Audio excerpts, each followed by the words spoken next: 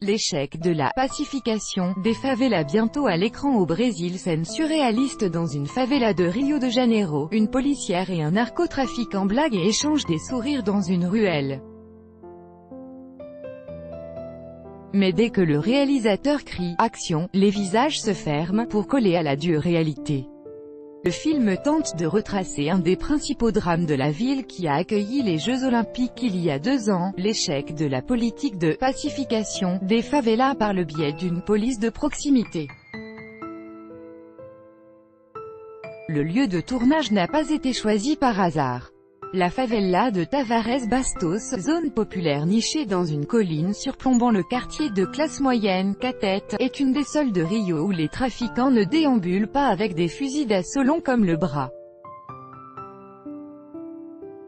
Et pour cause, au sommet se trouve le quartier général du bataillon d'opérations spéciales, BOP, police d'élite redoutée pour ses incursions musclées. C'est la seule favela dans laquelle on peut tourner sans devoir obtenir l'accord de trafiquants. Si on n'était pas venu ici, on aurait dû tout filmer en studio, révèle le réalisateur Caio Cobra. Sujet délicat, les habitants sont à peine dérangés par les caméras, leur favela ayant servi de décor à de nombreux longs métrages ou séries ces dernières années. Dans la favela de Tavares Bastos à Rio, des acteurs répètent une scène du prochain film sur la politique de pacification des favelas, le 17 juillet 2018. Copyright AFP, Mauro Pimentel. Quand on parle de violence, on ne montre pas Brasilia, la capitale politique du Brésil, où sont tous les vrais bandits qui ont causé tout ça.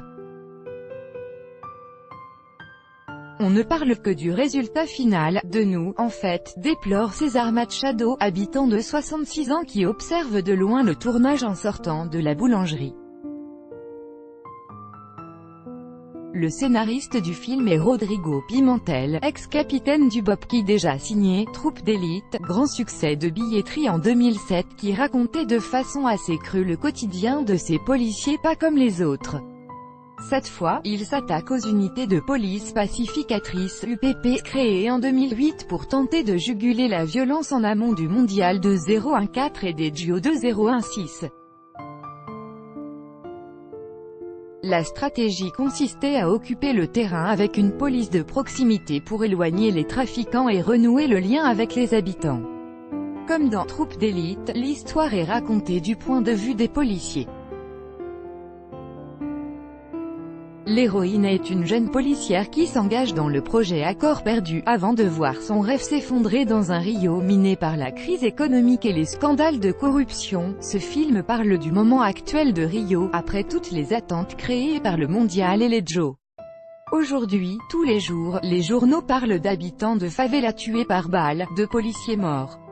J'ai senti qu'il était urgent et nécessaire que le cinéma brésilien raconte ce drame, affirme le Rodrigo Pimentel. 5 policiers ont travaillé comme consultants pour le film et certains ont même obtenu un petit rôle.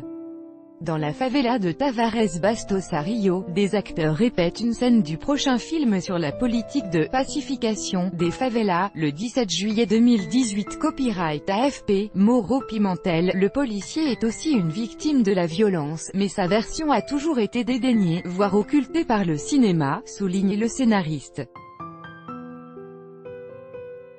Le thème est particulièrement délicat, dans un état de Rio en proie à une escalade de la violence, avec près de 6500 meurtres recensés en 2017, et une police qui manque de moyens pour combattre le crime organisé et dont les salaires sont souvent payés avec des mois de retard.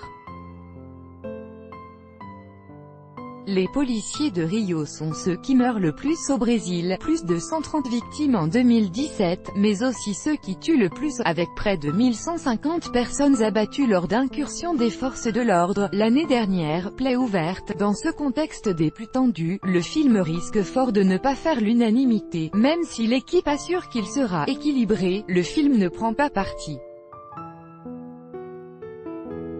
Il expose une plaie ouverte et laisse le spectateur se forger une opinion, déclare Marcos Palmeira, qui incarne le chef de l'UPP. Mon désir, c'est que le film suscite une réflexion, mais pas plus de haine, dit l'actrice Bianca Comparato, qui joue l'héroïne. Copyright AFP, Mauro Pimentel. Mon désir, c'est que le film suscite une discussion, pas une polarisation, une réflexion, mais pas plus de haine, renchérit l'actrice Bianca Comparato, qui joue l'héroïne. Sa sœur dans le film est une jeune activiste noire qui dénonce inlassablement la violence policière.